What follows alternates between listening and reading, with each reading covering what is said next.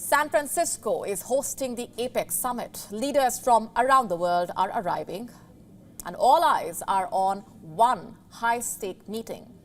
The one which is happening after a year, the meeting between US President Joe Biden and the Chinese President Xi Jinping. Xi Jinping has arrived in San Francisco. This is his first visit to the United States in 6 years.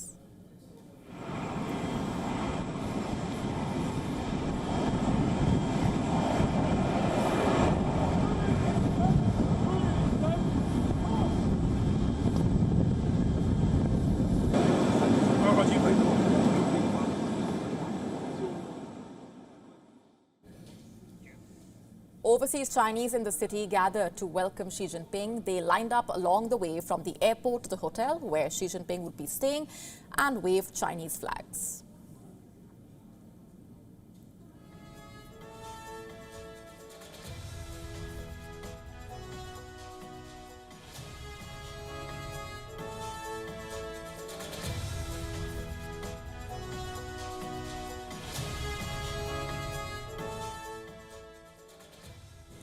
Xi Jinping is due to meet US President Joe Biden.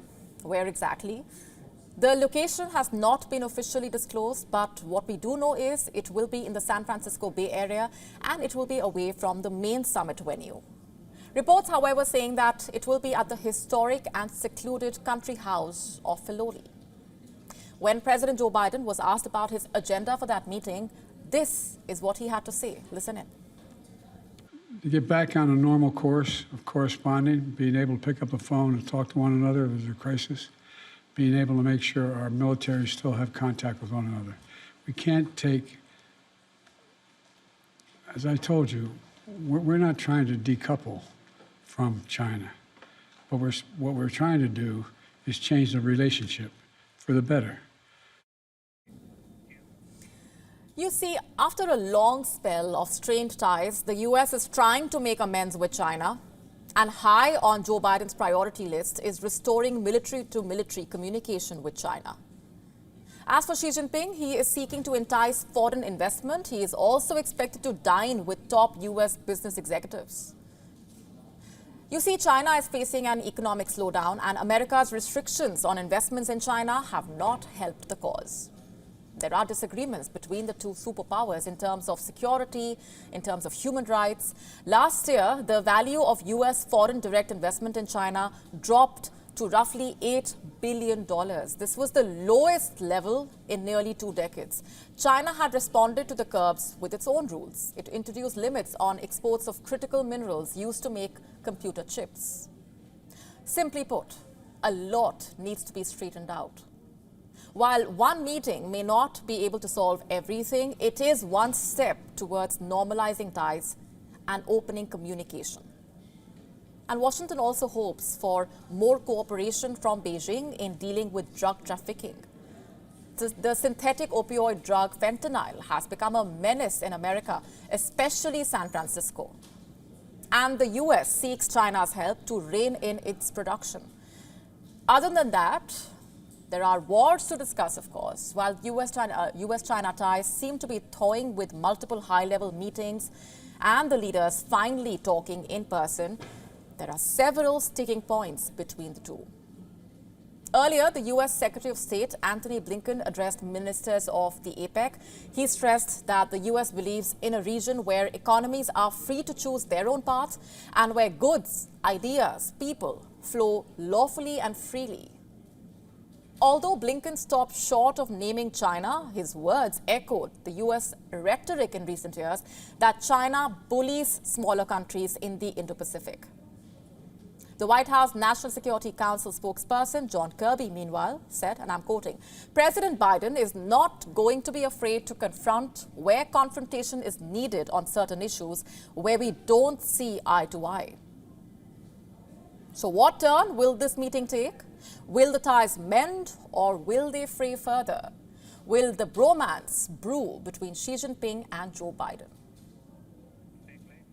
For more on this, we are now being joined by Voice of America correspondent Jessica Stone, who is in San Francisco, getting us the very latest and monitoring all those developments.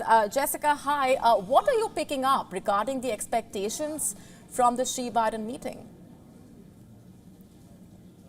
President Biden coming into this meeting with Xi Jinping on the outskirts of San Francisco with a few goals, but above all, he really just wants to set a floor under the relationship, make sure it doesn't worsen, increase communication, and yet Washington has set expectations low for major outcomes coming out of this summit.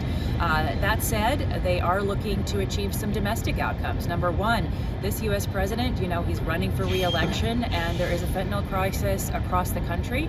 We have thousands of Americans dying of the drug overdose from fentanyl, a highly addictive substance that has precursors that come from China across the southern border. So he's going to look to reestablish previous agreements that China has made, hold them to account for those, and make sure that they are working hand in hand with U.S. drug enforcement and law enforcement officials on that issue.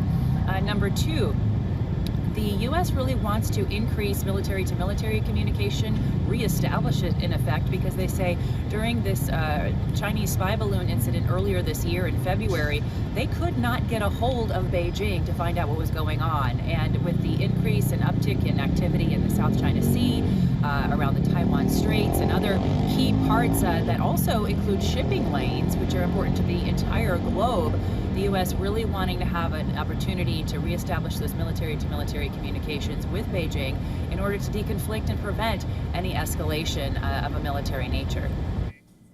Right. Jessica, to what extent will the two wars, the Russia-Ukraine war and the Israel-Hamas war, figure in the discussions given China's expanding outreach in West Asia? We saw this in New Delhi during the G20, even though that was an economic conference much like this one. The Ukraine war was front and center for many, in particular in the West. So this will be no different. President Biden is expected to bring up a range of issues, the entire slate of issues, because this is the first time he's met face-to-face with President Xi in almost a year. So during their 4-hour meeting, we do expect the Russia-Ukraine war to come up. We also expect the President of the United States to try to get China to put some pressure on Russia vis-a-vis North Korea and their cooperation around the deployment of the missile program and the nuclear weapons program in North Korea. In terms of West Asia, there could be a key role for China to play. Obviously, China has increased its involvement in the region economically and also more recently diplomatically. The U.S. is looking to Beijing to put some pressure on Tehran with respect to its funding of Hamas and Hezbollah. If Hezbollah were to open up another front in that war, it certainly escalates what has already become a very bloody and controversial war between Israel and Hamas in the Gaza Strip that's taking thousands of civilian lives every day. So the U.S. looking to Beijing to put some pressure on Tehran vis-a-vis Hezbollah and also vis-a-vis Hamas itself, which of course is backed by the Iranian government from a funding perspective.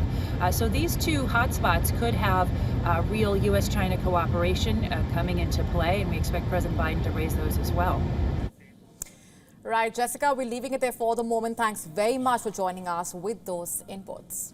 WION now available in your country. Download the app now. Get all the updates on the move.